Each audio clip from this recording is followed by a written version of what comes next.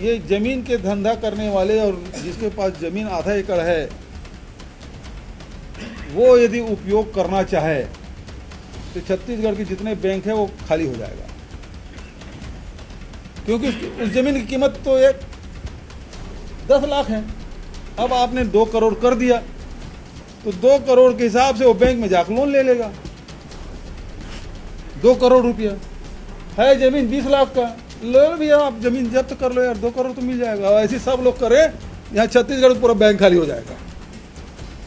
मतलब ऐसे मूर्खतापूर्ण निर्णय लिया है। आज लोग विरोध कर रहे हैं, रोजगार छीना जा रहा है, लोगों को परेशानी हो रही है, लेकिन जब इसका आदमी खाली बैठेगा तो दूसरे ढंग से जब सोचना शुरू करे, ठीक है यार 2 करोड़ है, 5 करोड़ इस जमीन की कीमत, जबकि वास्तविक 10 लाख 20 लाख 25 लाख रुपया है, तो 1 एकड़ जो नाम जाए जमीन, अपने आप को दिवालिया घोषित करो, 2 करोड़ रुपये लो, भाग जाओ।